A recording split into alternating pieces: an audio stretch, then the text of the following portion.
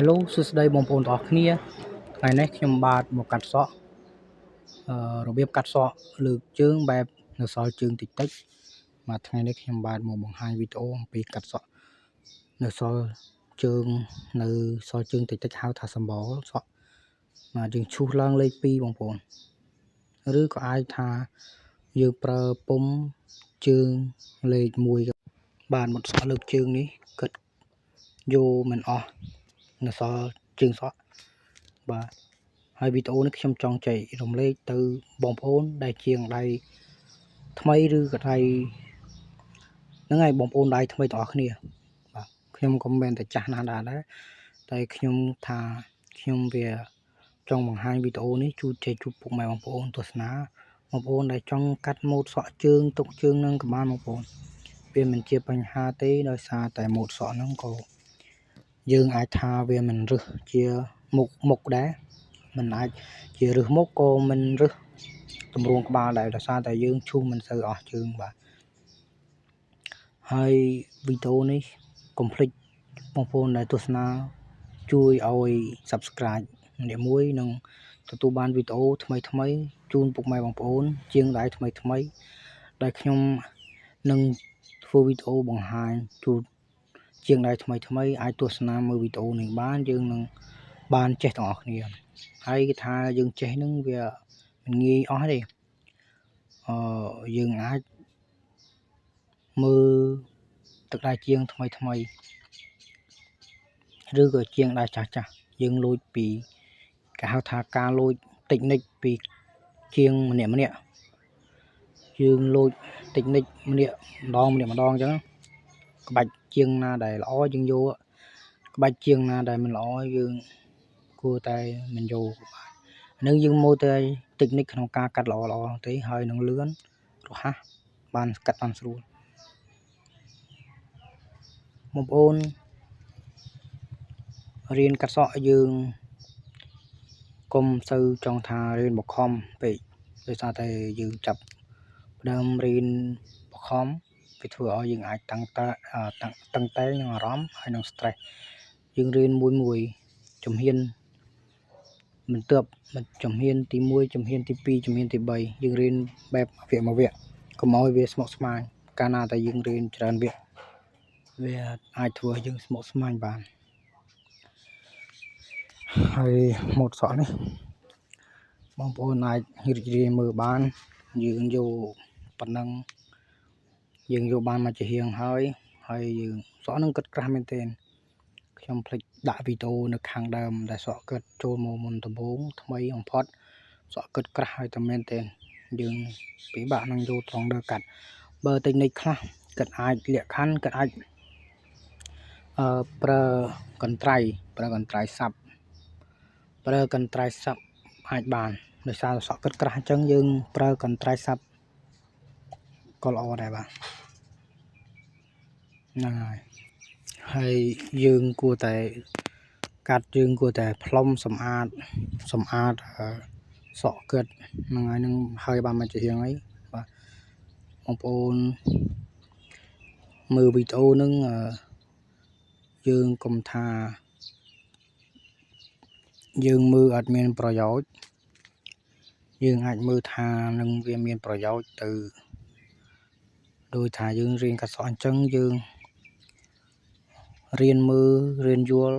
ស្វែងយល់បន្ថែមក្នុងការកាត់សក់យើងនឹងអាចយល់ចាប់បានលឿនបាទកាលណាតែយើងចាប់បានលឿនយើងនឹងចេះច្នៃប្រឌិតនឹងយើងហៅថា design ម៉ូតថ្មីអាចទៅបានបាទអានឹងយើងចាប់ផ្ដើមប្រើពុម្ពអានឹងយើងប្រើពុម្ពងាយស្រួលក្នុងការឈូសឡើងបាទយើងប្រើពុម្ពលេខ1ប៉ុន្តែលេខ1គឺដាក់ថាលេខ1អក្សរ A បងប្អូនបាទពុម្ពនីមួយគេតម្រូវឲ្យយើងប្រើមានលេខចាប់ពីលេខ0លេខ1លេខ2លេខ3លេខ4ហើយនឹងមានលេខ1កន្លះលេខ2កន្លះវាទៅតាមលេខរហូតអញ្ចឹងយើង អាចប្រើជាលេខក៏បានយើងអាចប្រើជាស្និតក៏បានតែជំហានទី1មុននឹងយើងចេះរៀនកាត់សក់យើងត្រូវតែចេះប្រើស្និតបាទត្រូវតែចេះប្រើស្និតឲ្យបានស្ទើរដើម្បីក្នុងការបាទឥឡូវយើងបានមកជាហៀងហើយតើអាជាហៀងអីពីរជាហៀងហើយពីរជាហៀងឥឡូវបាទឥឡូវយើងហើយសាងខាងយើងហើយយើងចិត្តហើយឥឡូវចូលដល់យើងច្រឹបជើងតិចបាទឥឡូវយើងសេរីជើងតិចទៅបាទរីករាយទស្សនាទៅយើងមើលទាំងអស់គ្នាក្នុងការកាត់សក់បាទបងប្អូនអរគុណច្រើនឥឡូវបងប្អូនអាចចូលទស្សនាដោយរីករាយខ្ញុំបាទមានតែមេរៀនដៃ10ជូនបងប្អូនទាំងអស់គ្នារកស៊ីមានបានហើយជួយ Subscribe វីដេអូខ្ញុំអ្នកមួយផងហើយចូលមើលដល់ចប់បាទព្រោះថាឥឡូវខ្ញុំដាក់ជាចម្រៀងឬក៏ភ្លេង YouTube ឲ្យបងប្អូនទស្សនាក្នុងការកាត់សក់របស់ខ្ញុំបាទទៅអរគុណច្រើនបងប្អូនបាយបាយ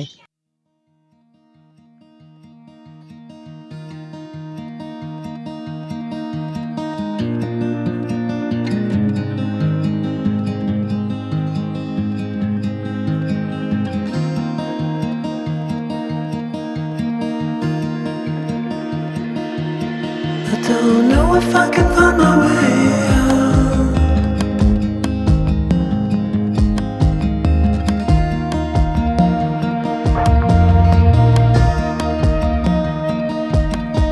I'm stuck in a prison of doubt. In this torsion,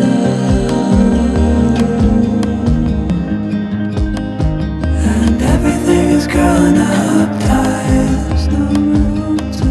breathe.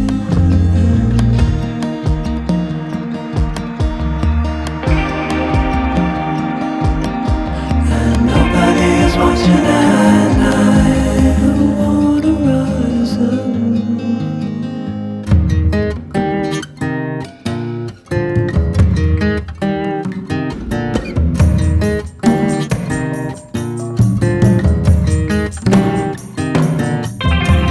Need a friend to shake me out again.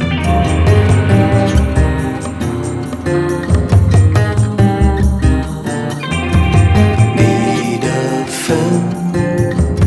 to shake me out again.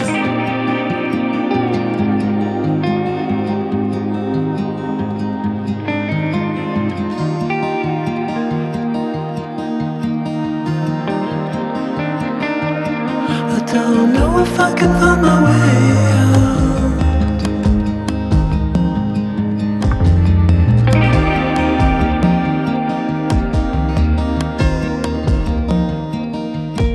In this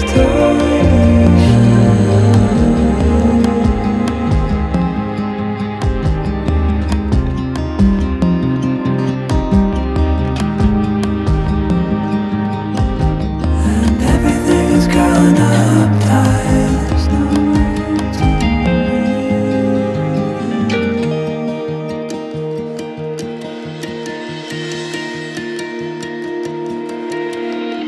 Fall into the ocean.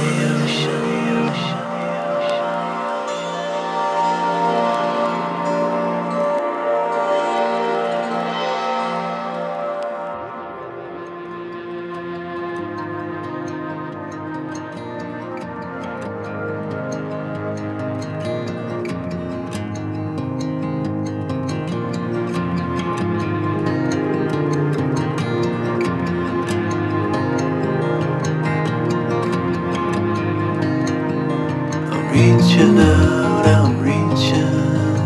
in. The water is rising over me. The water is rising. It's coming. I'm reaching out, I'm reaching in. The water is rising over me.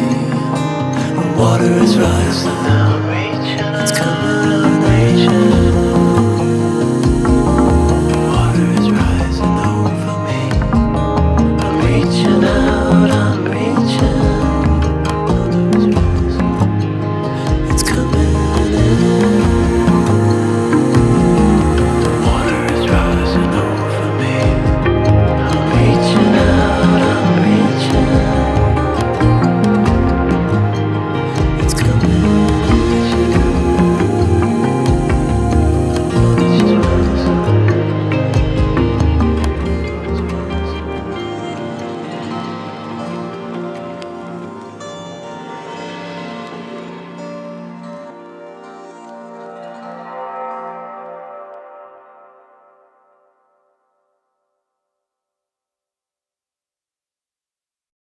បាទហើយឥឡូវក៏ចិត្តរៀបចំហើយដែរ